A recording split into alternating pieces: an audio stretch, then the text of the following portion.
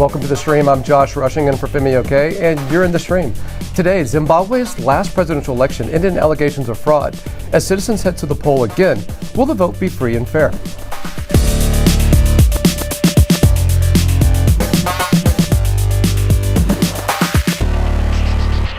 Our digital producer, Malika Blau, is here looking out for your live feedback. Malika, what's the community saying today? Well, Zimbabweans in Zimbabwe and in the diaspora are weighing in, and a lot of them are raising concern about what you mentioned at the very top of the show, whether or not this is going to be a free and fair election. But one thing that's not as much of an issue is violence, which of course happened the last time around. Jeffrey tweets, "Safety is not a concern, but will the Electoral Commission manage the cumbersome logistics of getting all votes in one day?" Now, for those of you at home, we want you to join the conversation as well. Just make sure you use the hashtag AJStream.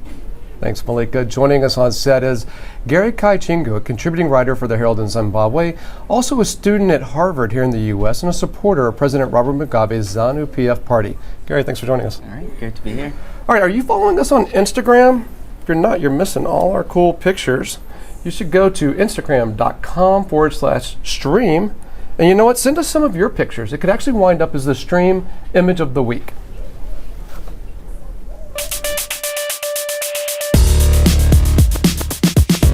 Hi, I'm Refik Hodzic. I'm Director of Communications for the International Center for Transitional Justice, and I'm in the stream.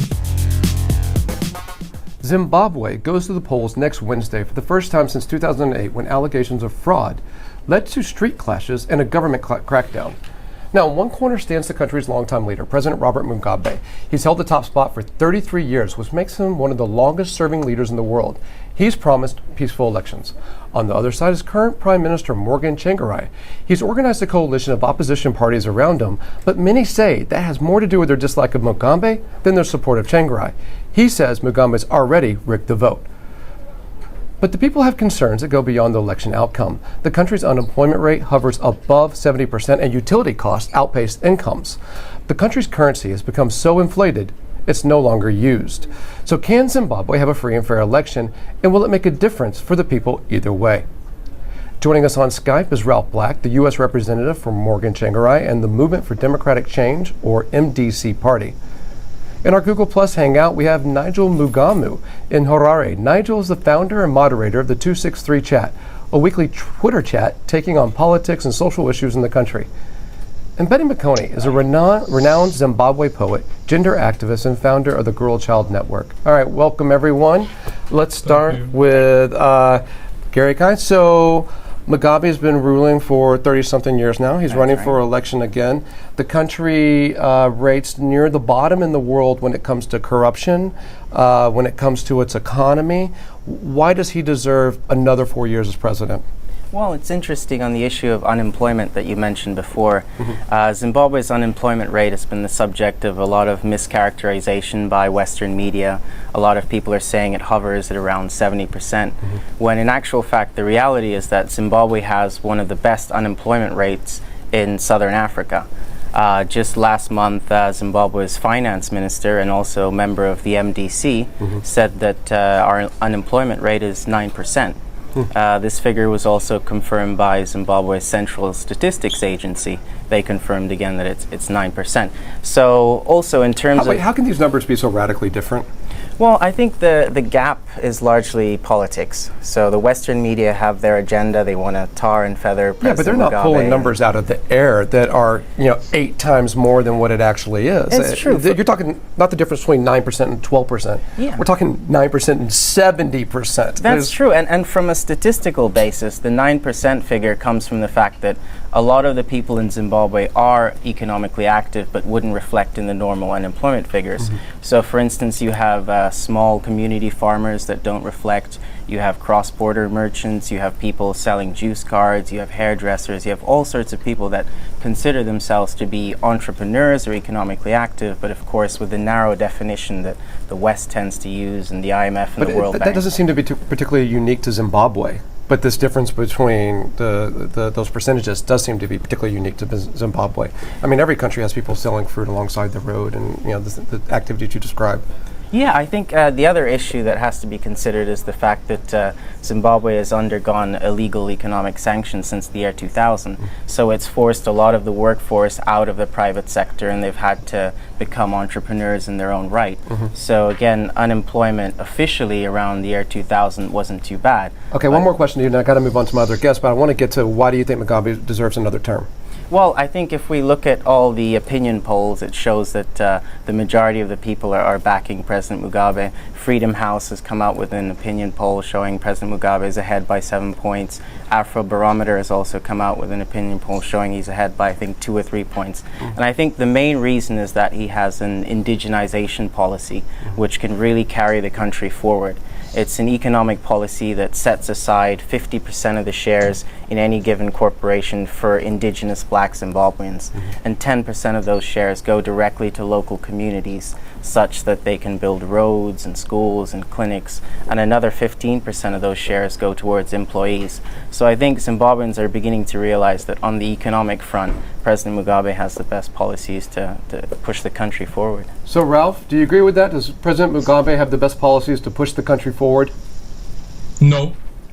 Why not? Let's take a look at the indigenization policy. What my good friend there has articulated is basically the propaganda. Ultimately, over a period of time, indigenization hasn't produced much except a transfer of wealth from the white elite to the black elite. He talks about shares to the employees. How many employees at Mbada Mines own shares in that operation? And candidly, we can't keep selling this old, wasted policy as something viable for Zimbabwe. It clearly isn't. But Ralph, you support the MDC party, and right now the Minister of Finance comes from the MDC party. Does the MDC party not have some sort of responsibility for the state of the economy? Yeah, we do have responsibility for the state of the economy. If you look at what we were in 2008 to what we are now, and if you look at the economy that has declined over the last 33 years, we basically brought the economy from the brink. And there's been responsible, disciplined financial management within the country, much to the chagrin of ZANU-PF. When we came into government in 2008, hospitals were closed, schools were closed.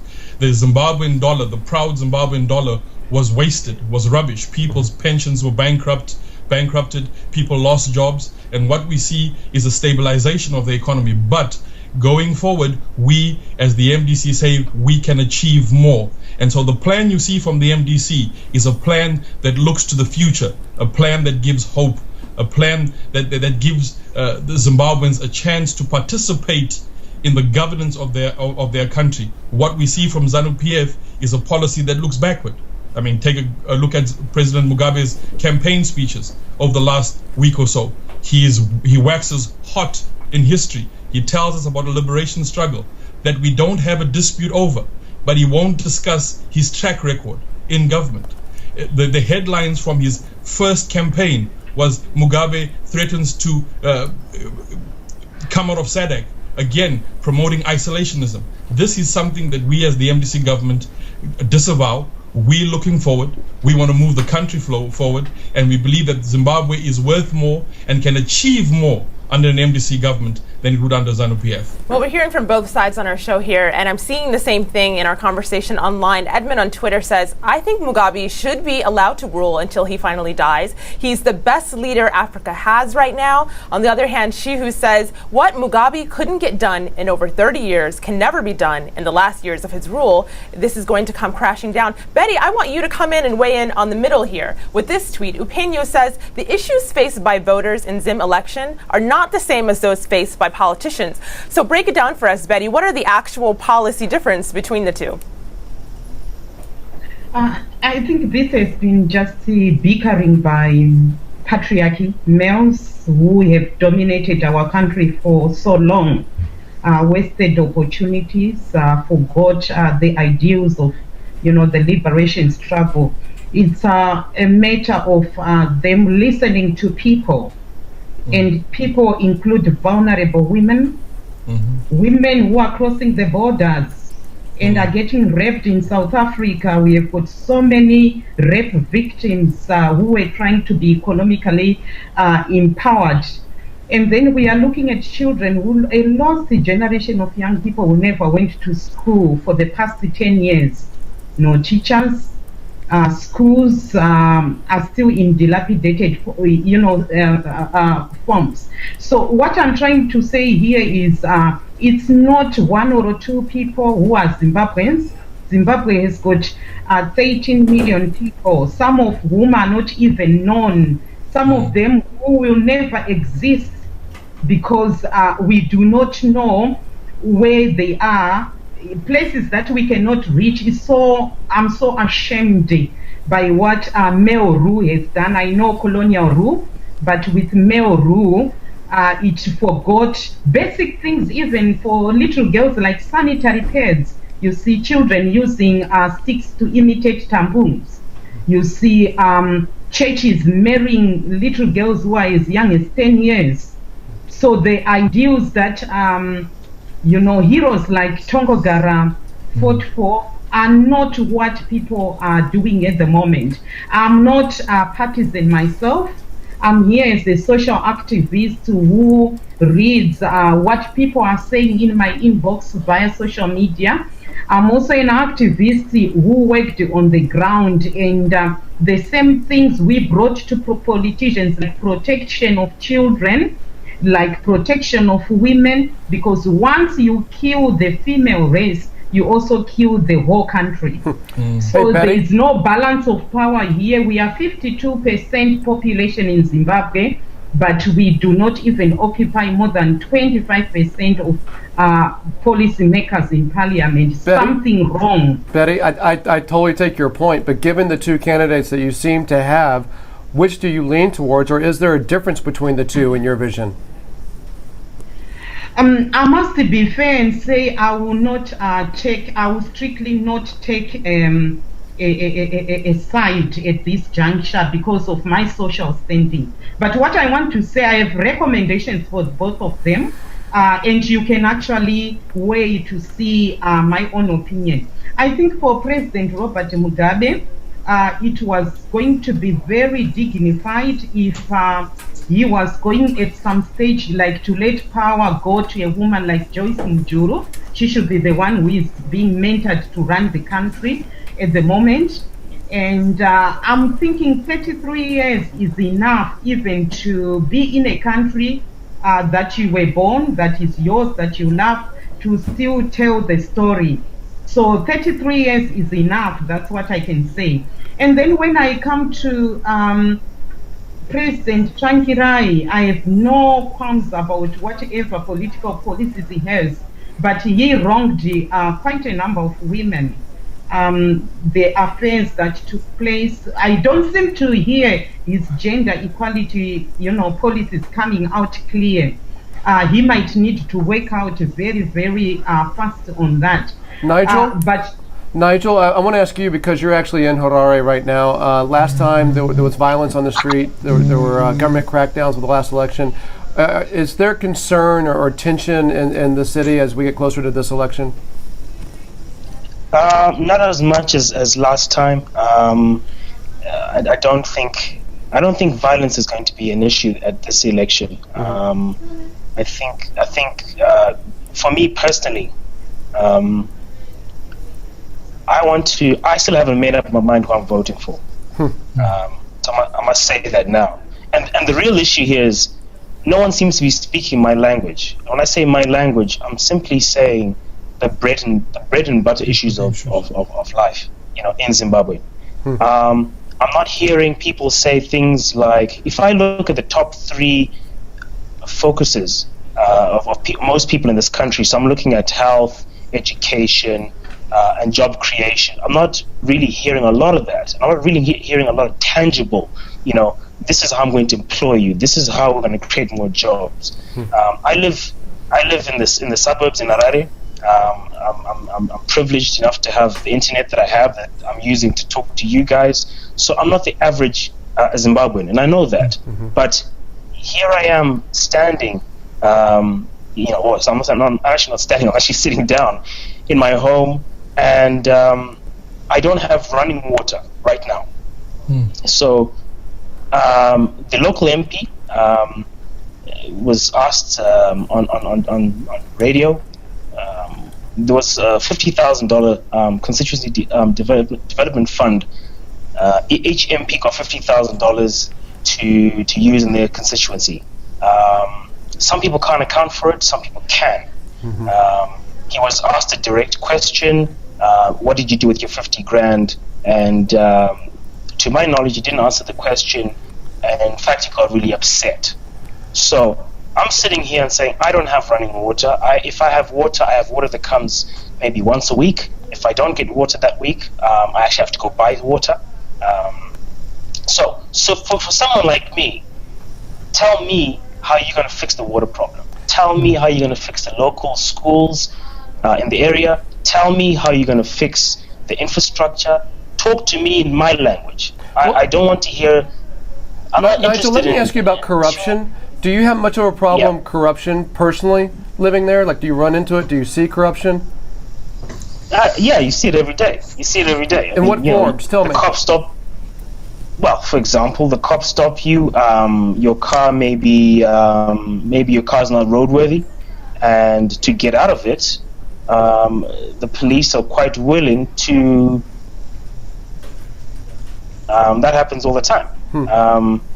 It's a cancer in our society. Well, let me show this to our viewers, Nigel. So this is transparency.org, and they have a list of the most corrupt countries in the world, all the countries ranked. And so Denmark and Finland and New Zealand are the 3 least corrupt countries.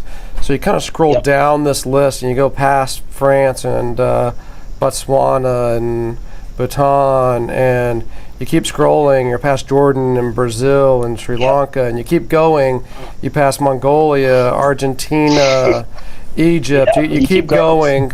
You end up 163rd in the world out of 174. There's Zimbabwe. Okay. So let me ask you guys, is with Robert Mugabe being in power for 33 years, and at the end of that 33 years, they're 163 on the list in corruption. Does he not hold some accountability for that, or responsibility? Well, if you look at what has happened over the last 5 years, a lot of the corruption has happened at the local authority level.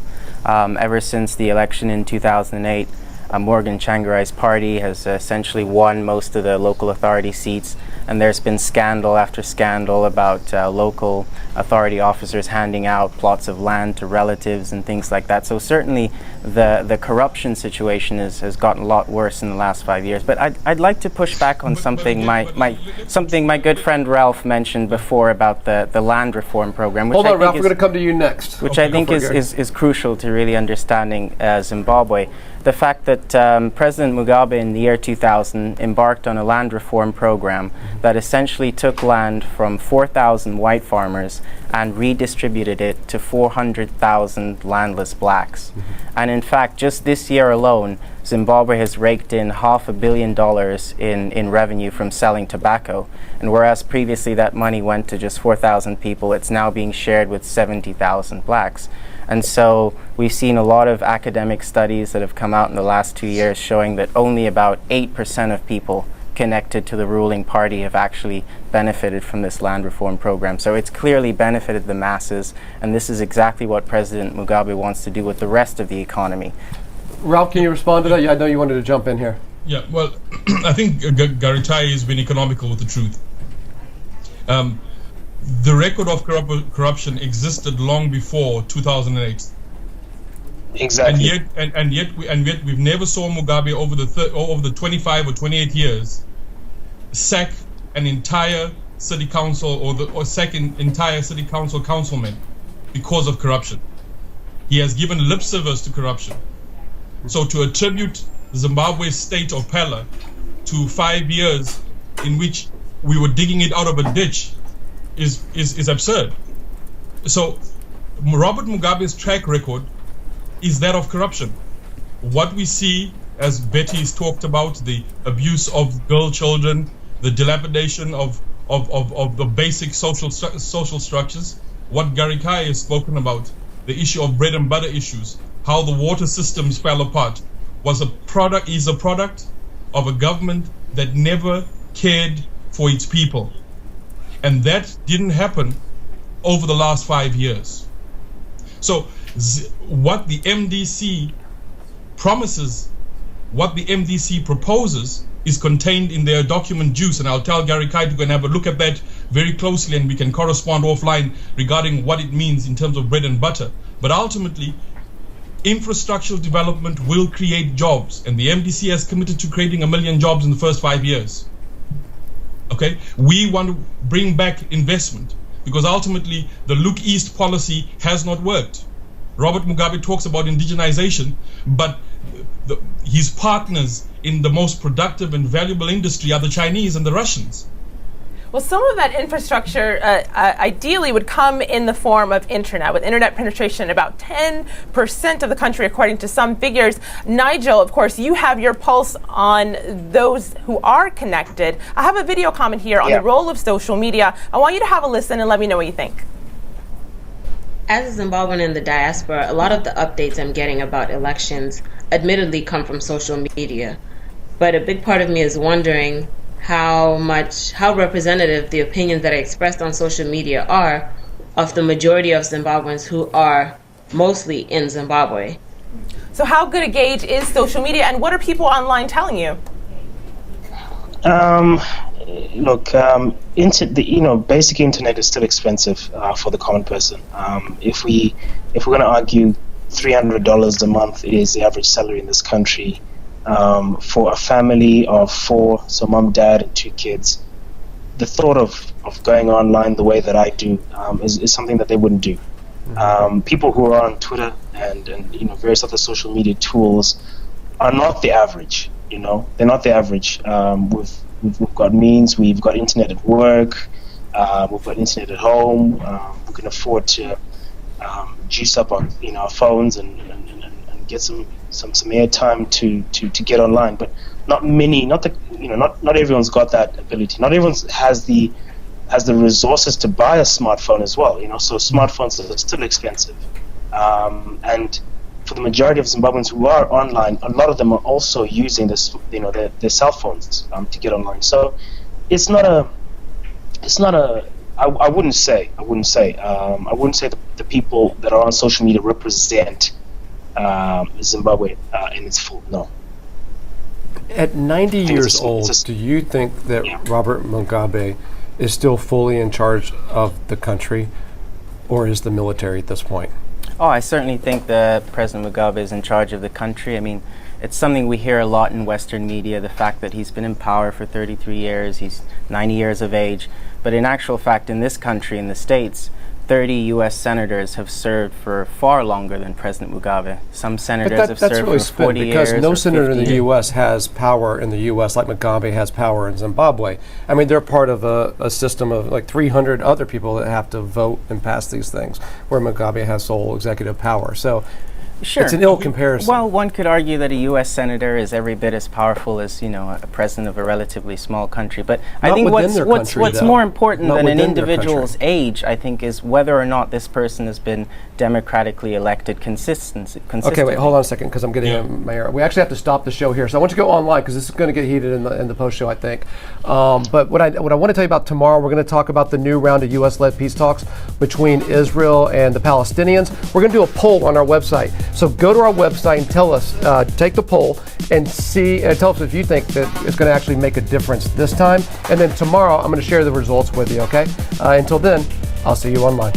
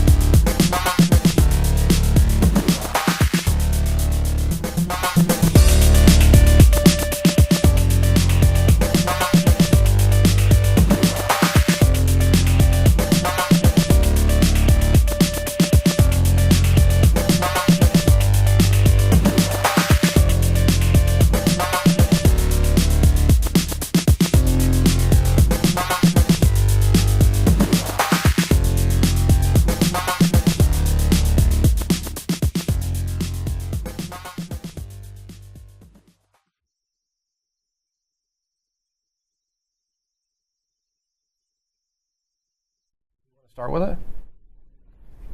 All right, welcome back to our online post show. Things got a little rushed there at the end, so if you're still watching, I just want to reiterate about the poll. We're going to do a poll on our website. Go check it out. It's to find out if you think that it's going to make a difference this time with the peace talks between Israel and the Palestinians. Thought I had the poll on my. You have it. Okay, great. So go do that. And then tomorrow, I'm going to share the results with you, as that's the topic of tomorrow's show. Now, we were just talking about Mugabe and his age. I'm going to put that on hold for just a second because I want to get our community a little more involved here. So, Malika? Well, one of the things that they have been talking about recently, this is not just today, but over recent days, is Baba Jukwa, Zimbabwe's anonymous whistleblower. I pulled up a piece that we did on our website not too long ago. And Ralph, of course, we mentioned earlier in the main show, we were talking about corruption, and Baba Jukwa takes to Facebook. He's anonymous, but he reports on corruption among the ruling party. We got this tweet in from Simba on the back of that, who says the bulk of voters want jobs, they want opportunities, which is the opposition's campaign platform. ZANU-PF is out of touch in this. So we're seeing corruption, we're seeing being out of touch on jobs. Does the MDC really have an answer to all of that? Well, yeah, I think a zero tolerance policy to corruption. Okay, it's clear. Corruption is a well, that's cancer. easier said than done. What does that mean? Well, we don't tolerate corruption. I think President Tsvangirai has been consistent that any corrupt person, any corrupt official will be let go, will be fired. They will face the music. Justice will be done. And so that, unfortunately, the cancer has to be cut out. But the operation, in doing so, is going to be a very painful process. But that has to be taken head on. And I'd like to agree with Simba that Robert Mugabe is out of touch. It's simple. How do we invest our future in a 90-year-old? Ralph, do you still see Mugabe as the father of the country? Say that again, sir? Do you still see Mugabe as the father of the country? Well, listen, history is undisputed. We don't have an argument with Mugabe over history. So you still respect him and his historical stature with the country? Yes, he played an integral part in our history. But that's not what we're arguing about at this point. What we're arguing about is his track record. That's what we're arguing about. His track record. Well, and he has failed. He has failed as a leader. He's out of touch. And it's time for change. It's time for us to move to more. It's time for us to put in policies that are pro the people. It's time to have a government that cares for the people. It's time to have a government that works in the national interest and not in the interest of just a few. It's very important to note out the fact that over the last 5 years, Ralph seems to be suggesting that it's the MDC that has digged the country out of a ditch, but that's simply not true. If we look historically at where the turning point was for Zimbabwe's economy, it was in the year 2008 when President Mugabe initiated a multi-currency system, whereby he allowed us to use the US dollar back home. Ever since then, gross domestic product has been growing between 7 and 9%. Inflation has been manageable as a result at around 5 to 6% right now. As we say, unemployment has also come down and it's created several jobs. In fact, over the last 10 years, 1.7 million jobs and livelihoods have been created simply as a result of land reform. But Nigel, does this sound familiar? Is what he's saying actually painting a picture of how Harare is right now? It's I know a lot of people who in my village or friends of friends or family. Unemployment is still an issue. Of course, we've got a large informal sector, massive informal sector, and of course the government hasn't found a way to tap into that, and that's something that needs to be addressed in the next term. But as far as 1.7 million jobs, I'd like to see more proof of that. I really would like to see more proof of that. I mean, Gary, how do you answer a guy like Nigel who's sitting there without water? Well, yeah, I mean, if we look at whose responsibility it is primarily to make sure that each individual ward and part of the country has water, it's the local authorities that have responsibility for that. And they're all predominantly controlled by the MDC. They've had a large record of failure, and I think that's Ralph, why... Are you responsible to get Nigel water? What's going on with Nigel's water? It's time for us to take responsibility. Give me a moment. There's time for us to take responsibility, okay?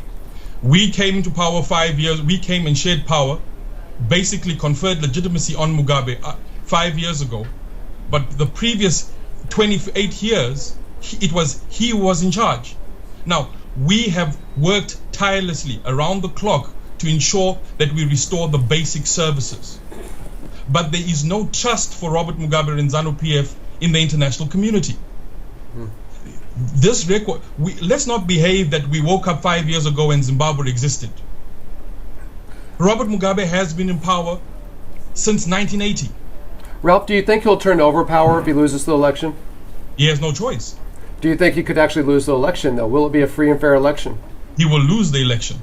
Well, yeah, he will. So, look, I want to point out a website for our followers here. It's called the Zimbabwe Zim Voices Elections 2013. You can go on here and report any electoral problems that you come across. You can see there's a map there, and I want to point out this button up here, Submit a Report. So perhaps social media and websites like this can actually keep the election free and fair. Betty, are elections even the right way to decide the leadership in Zimbabwe, or is this kind of a Western form of government? It's unfortunate that Africa came very late into the whole democratic template.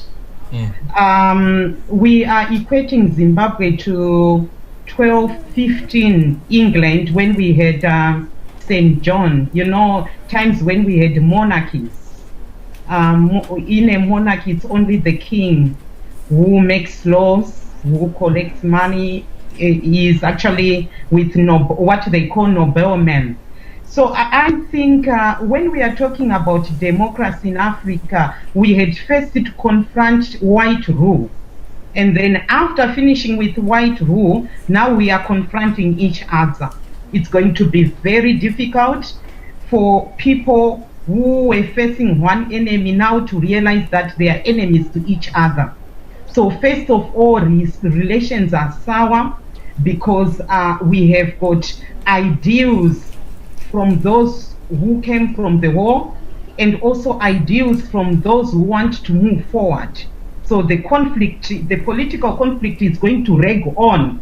It took Britain 8 centuries, 800 years to have a free and fair election.